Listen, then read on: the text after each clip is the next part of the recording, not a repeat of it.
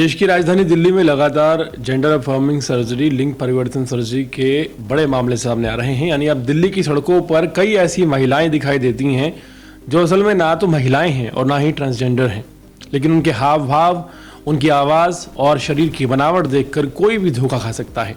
Medical जांच में अगर आप जाएं तो भी ये पता लगाना काफ़ी मुश्किल है कि वो महिलाएं हैं या नहीं है। असल में ये लोग बांग्लादेश से आए घुसपैठिए हैं जो दिल्ली में बस चुके हैं, लेकिन लिंग परिवर्तन और नकली पहचान को एक तरह का धंधा इन लोगों ने बना लिया है।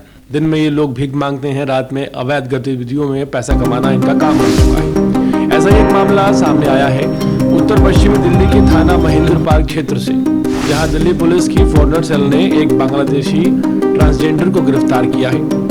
पुलिस की जांच में इस बात का खुलासा हुआ है कि एक व्यक्ति पिछले कई महीनों से दिल्ली में अवैध रूप से रह रहा था और दिन में भीख मांगने के साथ साथ रात में सेक्स वर्क जैसे गैरकानूनी गतिविधियों में शामिल रहता था।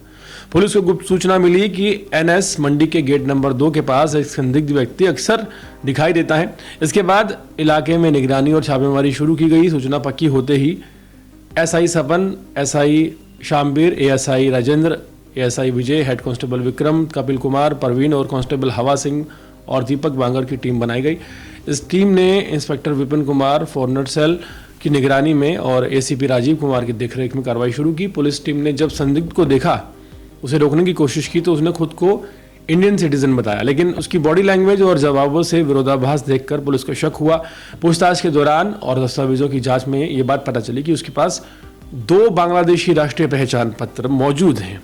जब पुलिस ने उस पर थोड़ा और दबाव बनाया तो आरोपी ने अपना असली नाम बता दिया। मोहम्मद सुमैन मियाँ उर्फ पिंकी, उम्र 29 साल और ये सिलहट ज़िले का बांग्लादेश का रहने वाला है। जांच में ये भी सामने आया कि सुमोन मियाँ भारत में आने के बाद पहले पहचान छिपाने के लिए उसने जेंडर अफर्मिंग सर्जरी यानी कि लिंग परिवर्तन सर्जरी करवाई। इसके बाद वो पूरी तरह महिला बन गया। वो रोज़ मेकअप करता, साड़ी और सलवार सूट पहनता, विग लगाता और महिलाओं जैसी आवाज़ में उसी हाव भाव में लोगों से कम्युनिकेट करता। पुलिस के मुताबिक ये जो शख्स है लंबे समय से दिल्ली में बिना वीज़ा, बिना पासपोर्ट और बिना किसी वैध दस्तावेज के रह रहा था।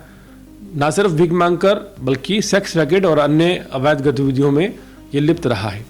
इस तरह की घटनाओं से पता चलता है कि बांग्लादेशी घुसपैठी अब पहचान बदलकर और तकनीक का इस्तेमाल कर पुलिस की नज़र से बचने का एक नया तरीका ढूंढ चुके हैं।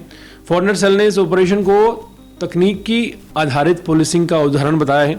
साइबर इंटेलिजेंस, फील्ड ऑपरेशन और निगरानी को मिलाकर पुलिस ने इस आरोपी तक पहुंचने की योजना बनाई। आरोपी पर फॉरेनर्स एक्ट 1946 और अन्य संबंधित कानूनों के तहत मामला दर्ज कर लिया गया है। पुलिस ने बताया है कि आरोपी को देश से निकालने यानी कि डिपोर्टेशन की प्रक्रिया शुरू कर दी गई है। इसके बाद FRRO, foreigners regional registration officer के साथ मिलकर इसे बाहर किया जाएगा। दिल्ली पुलिस ने कहा है कि राजधानी में अवैध रूप से रह रहे विदेशी नागरिकों के खिलाफ कार्रवाई लगातार जारी है। ऐसे लोगों को पहचान कर कानून के दायरे में लाना और अपने देश से बाहर भेजना दिल्ली पुलिस की प्राथमिकता है। इस घटना से ये साफ हो गया है कि देश में, खासकर दिल्ली में, बांग्लादेशी घुसपैठियों का जाल अब पूरी तरह से रूप बदल चुका है। ये लोग पहचान छुपाने के लिए लिंग परिवर्तन सर्जरी, नकली दस्तावेज और सामाजिक संवेदनशीलता का इस्तेमाल कर रहे हैं। लेकिन दिल्ली पुलिस की सजगता ने एक बार फिर साबित कर दिया है कि ऐसे किसी भी गैरकानूनी काम को शहर में जगह नहीं मिलेगी। हाल फिलहाल पिंकी की असलियत सामने आ गई है। पिंकी का असली नाम दरअसल मोहम्मद सुमैन मियाँ है।